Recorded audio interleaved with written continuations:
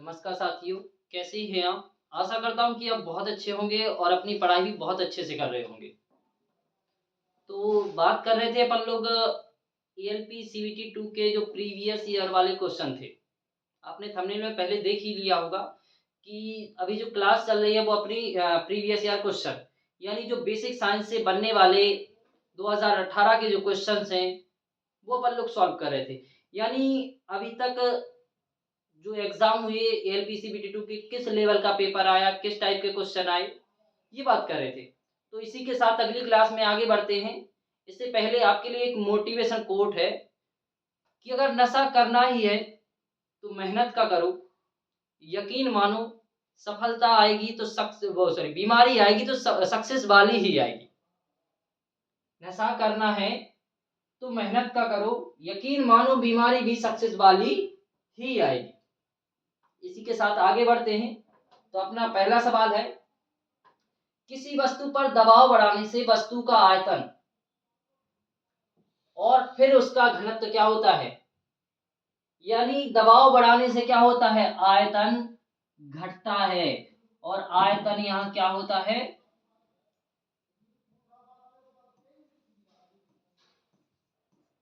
घटता है और घनत्व क्या होता है? बढ़ता है। तो आपका राइट आंसर क्या हो जाएगा? राइट आंसर हो जाएगा ऑप्शन नंबर सी, घटता है और बढ़ता है। क्लियर है साथियों? अगले सवाल की तरफ बढ़े। अगला सवाल है आपका, क्लास 2 लीवर में प्रयत्न और भार किस दिशा में होते हैं? तो आपको बता दें जो प्रयत्न और भार होते हैं, ये जैसे ये आपका लीवर 2 है, लीवर 2 में लोड क्या होता है? बीच में होता है, यानी नीचे की तरफ लोड लगेगा और प्रयत्न भी कहाँ लगाया जाए? ये फलक्रम है आपका, ये क्या है? फलक्रम है। तो लोड भी और ये कहाँ होते हैं? ये दोनों सेम डायरेक्शन में होते हैं। तो आपका राइट आंसर क्या हो जाएगा? राइट आंसर आपका हो जाएगा समान दिशा में। क्लियर है साथियों? अगले सवाल की तरफ बढ़े।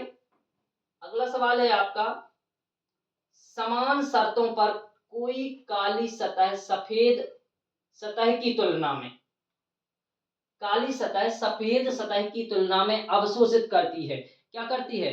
जो ब्लैक सरफेस होती है वो व्हाइट सरफेस की अपेक्षा ज्यादा ऊष्मा एब्जॉर्ब करती है। क्या करती है?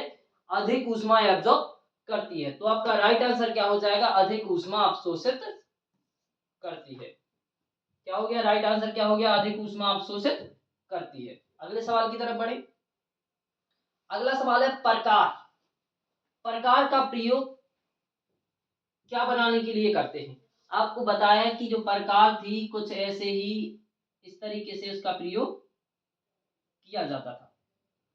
तो यानी इस प्रकार का प्रयोग, प्रकार को यहाँ बीच में रखकर एक वृत्त बनाने के लिए किया जाता था। किस क्या बनाने के लिए? वृत्त या सर्किल बनाने के लिए प्रकार का प्रयोग किया जाता है। क्लियर है साथी? अगले सवाल की तरफ बढ़े। अगला सवाल है आपका, न्यूनतम ऊष्मा चालकता वाले धातु की पहचान करें। तो जो न्यूनतम ऊष्मीय चालकता होती है वो आपकी पारे की होती है। यानी धातुओं में किसकी होती है? पारे की। तो आपका राइट आंसर हो जाएगा, क्या हो जाएगा? पारा। क्लियर है साथियों? अगले सवाल की तरफ बढ़े। अगला सवाल है आपका, यदि हम किसी तांबे के तार की लंबाई को दोगुना कर दें तो इसका प्रतिरोध कितने गुना बढ़ जाएगा? तो आपको बता दें, ध्यान रखो। देखो ये क्या कह रहा है? ये कह रहा है कि लंबाई को दोगुना कर दें। अगर ये यहीं पे लंबाई को दो खींचकर दोगुना कर दें, अगर खींचकर कहता तो इसका प्रतिरोध 4 गुना हो जाता, लेकिन ये लंबाई को दो, सिर्फ लंबाई को बढ़ा रहा है। अगर कोई बस तार इतना है और इसकी लंबाई को इतना ही और आगे कर दिया जाए तो ये 4 गुना नहीं होगा प्रतिरोध, सिर्फ उसका जितना गुना वो बढ़ेगा तार की लंबाई उतना ही गुना प्रतिरोध होगा। तो आपका राइट आंसर क्या हो जाएगा? 2 गुना। क्लियर है साथियों? तो आपका प्रतिरोध कितने गुना हो जाएगा? प्रतिरोध हो जाएगा 2 गुना। तो राइट आंसर क्या है? Option number D. अगले सवाल की तरफ बढ़े। अगला सवाल है, हमारे बिजली बिल में खपत की जाने वाली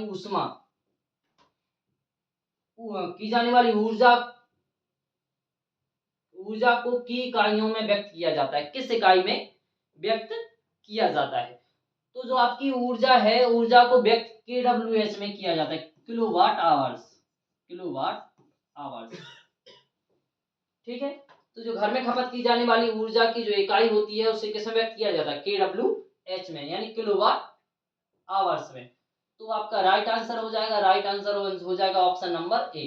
क्लियर है साथियों? अगले सवाल की तरफ बढ़े तो अगला सवाल है उच्चतम ऊष्मीय चालकता वाली अधातु।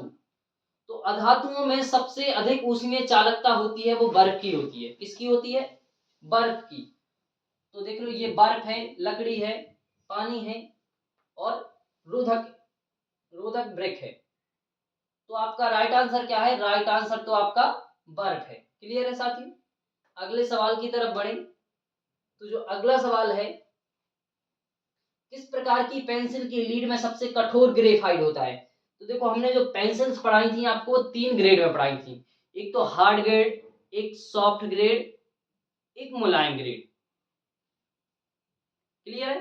तो जो हार्ड ग्रेड होता है वो कठोर, यानी सबसे कठोर ग्रेड की जो पेंसिल होती है वो एच से जैसे ही आप नीचे बढ़ते जाओगे, H2 3 और नीचे आओगे तो सबसे अधिक की जो होगी वो सबसे कठोर होगी। तो इसमें सबसे कठोर जो पेंसिल है वो कौन सी है? 9H दिख रहा है। तो आपका राइट आंसर क्या हो जाएगा? 9H। क्लियर है साथियों? अगले सवाल की तरफ बढ़े तो अगला सवाल है आपका, एमसीबी का पूर्ण रूप क्या है? एमसीबी का पूरा रूप, जो पूर्ण रूप है वो आपका है मेजर सर्किट ब्रेकर। क्या है?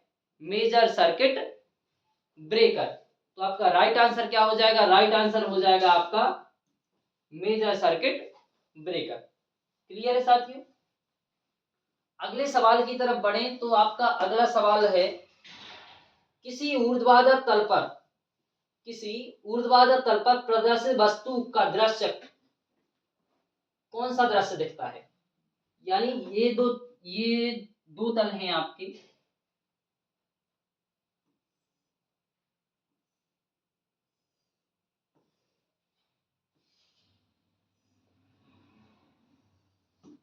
ये दो तल हैं, ये एचपी है हॉरिजॉन्टल प्लेन, ये वीपी और वर्टिकल प्लेन। यानी जो आपका कौन सा है? ऊर्ध्वाधर। ये जो ऊर्ध्वाधर प्लेन है इस पर जो बनने वाला दृश्य है ये यहां से साइड से होता है। तो आपका क्या है? Side view. कौन सा व्यू बनता है? Side view. तो आपका राइट आंसर क्या हो जाएगा? राइट आंसर हो जाएगा सामने का दृश्य। सॉरी, साइड नहीं, फ्रंट। सामने से है ना, ये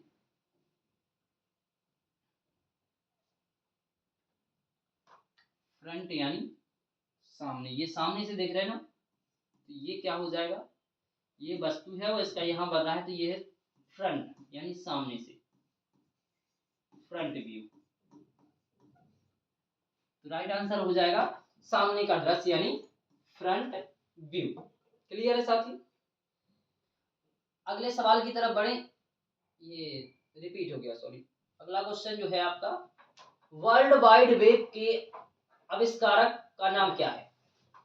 तो वर्ल्ड वाइड वेब का जिसने आविष्कार किया था वो है टिम बर्नर्स-ली। किसने किया था? टिम बर्नर्स-ली ने वर्ल्ड वाइड वेब का आविष्कार किया था। क्लियर साथियों?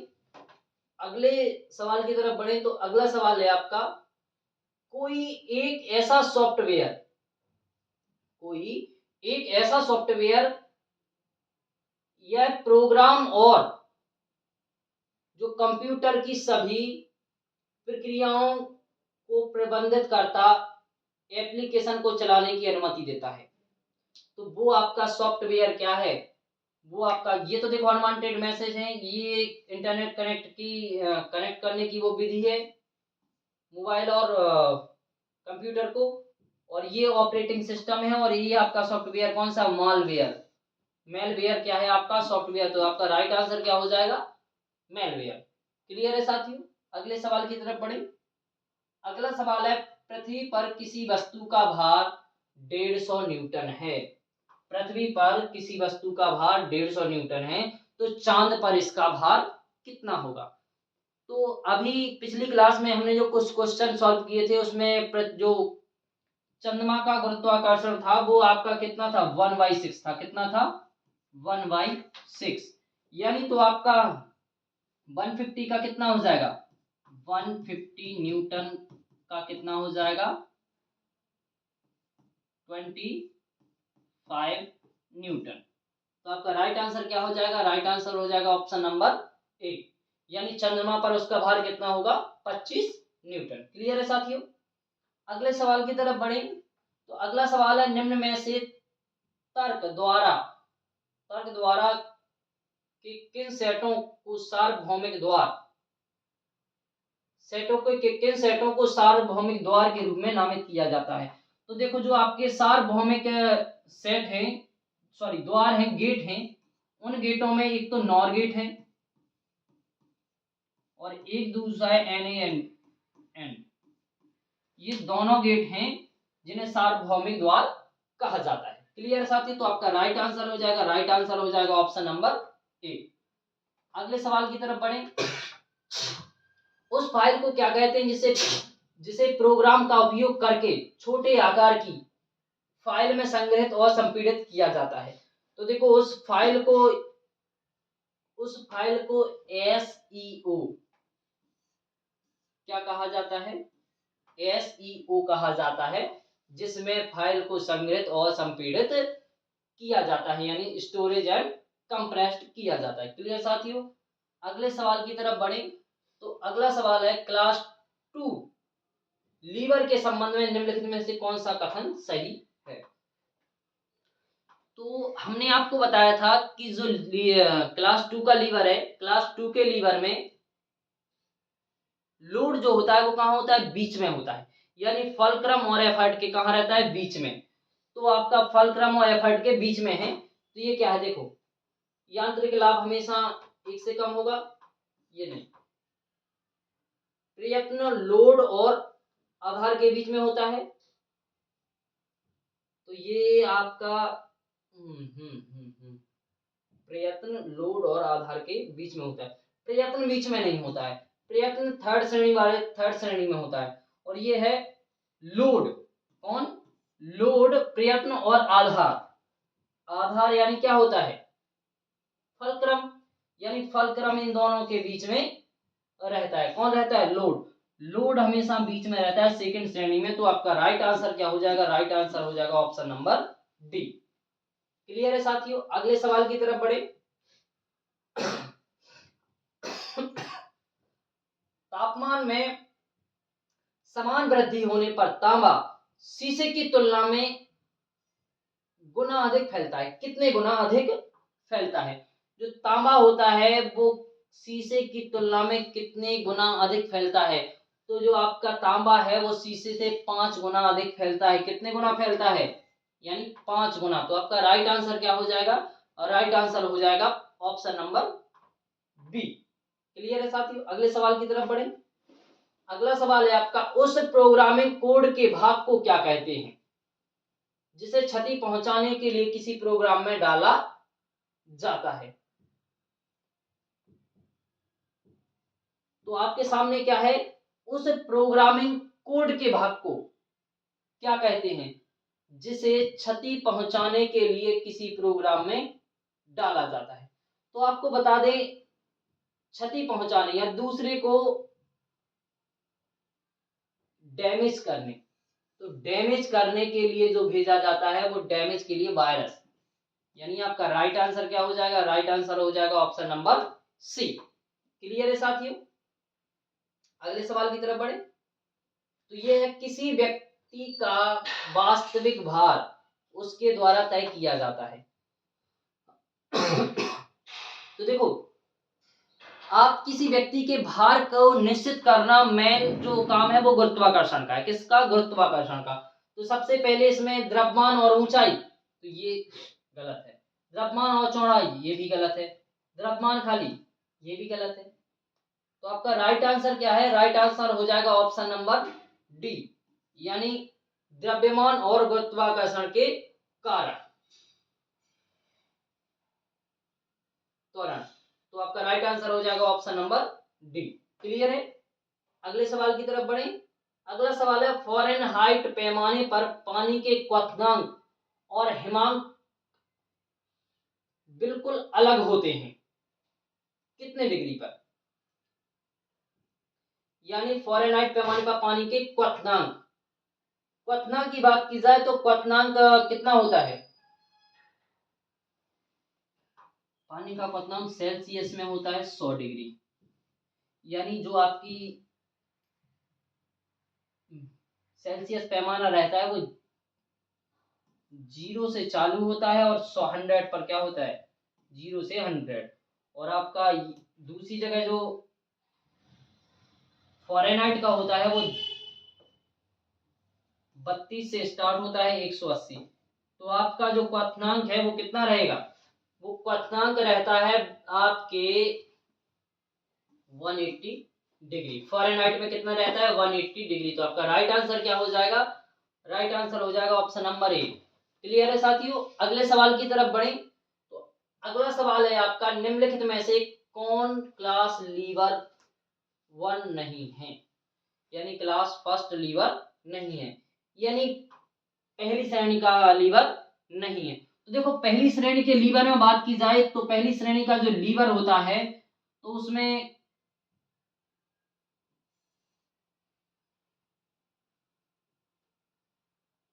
फलक्रम कहाँ होता है? फलक्रम बीच में होता है, यानी फलक्रम कहाँ होता है? बीच में। और इसको इधर उधर कर दो कोई दिक्कत नहीं, तो फलक्रम बीच में होना चाहिए, यानी जो फिक्स पॉइंट रहता है वो कहाँ होना चाहिए? वो आपका बीचों बीच होना चाहिए, फिक्स पॉइंट वाला। तो फिक्स पॉइंट बीच में किसमें नहीं है?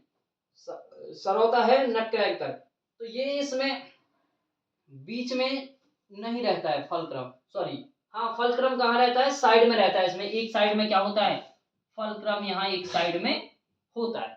तो आपका राइट आंसर क्या हो जाएगा? राइट आंसर हो जाएगा सरौता। क्लियर है साथियों? अगले सवाल की तरफ बढ़े।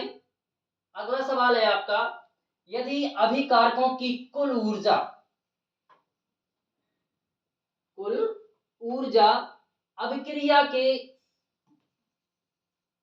अभिक्रिया के उत्पादन से अधिक है तो ऊष्मा मुक्त होती है, और अभिक्रिया को क्या कहते हैं? ऊष्माक्षेपी अभिक्रिया।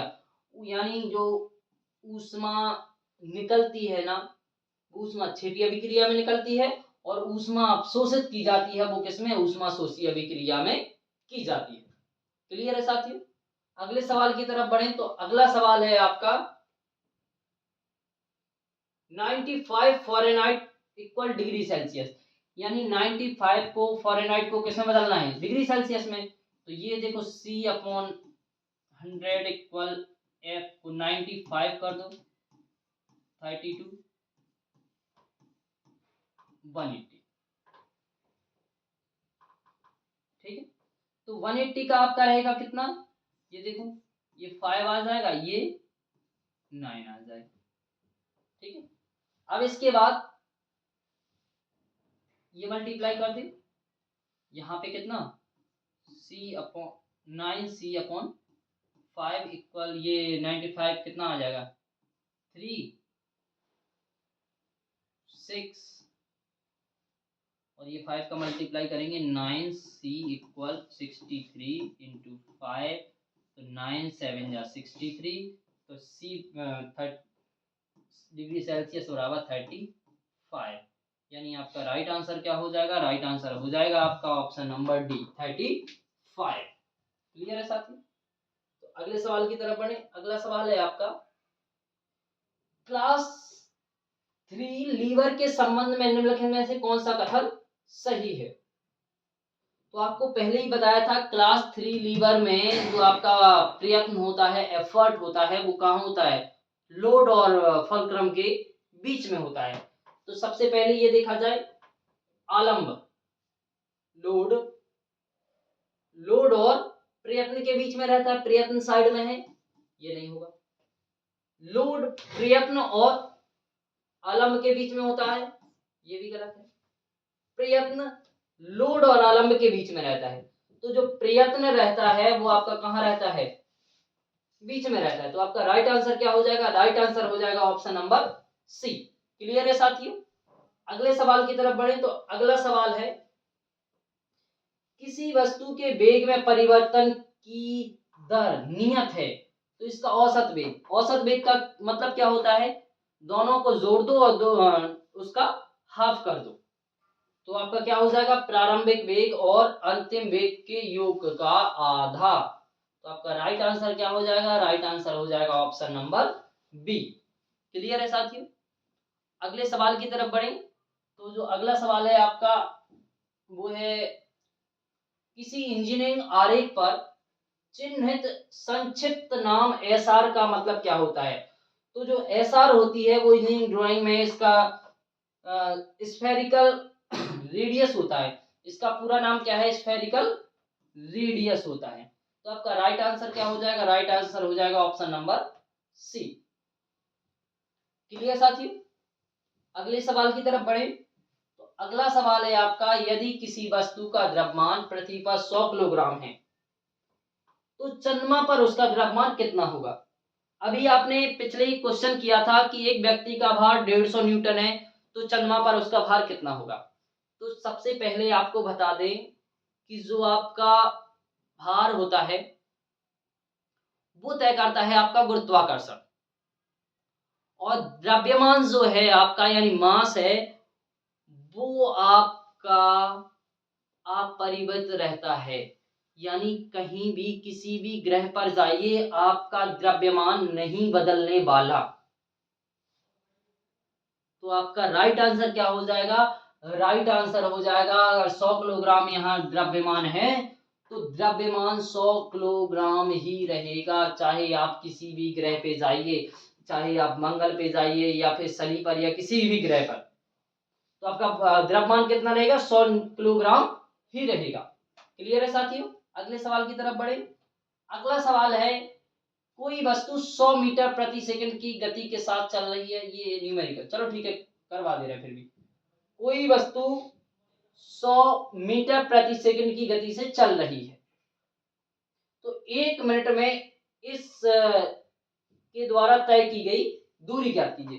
तो देखो हमने आपको बताया क्या होता है, चाल बराबर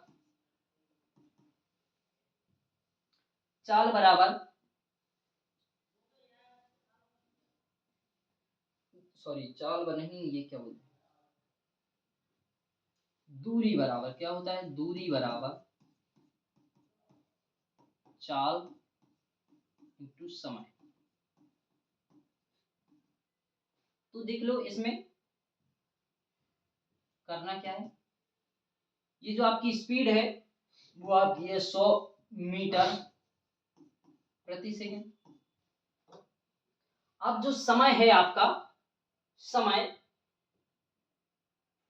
तो समय आपका 1 मिनट है, क्या है 1 मिनट। तो इस समय मिनट को या तो आप सेकंड में कन्वर्ट कर लीजिए या फिर इसको इसे या घंटे में कन्वर्ट कर लीजिए, तो फिर इसे आपको किलोमीटर प्रति सेकंड किलोमीटर प्रति घंटा में करना पड़ेगा।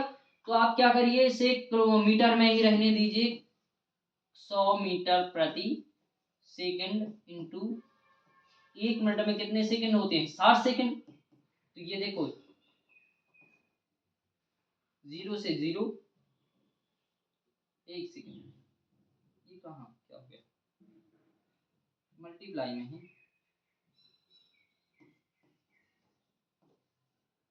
100 मीटर प्रति सेकंड इंटू 60 सेकंड।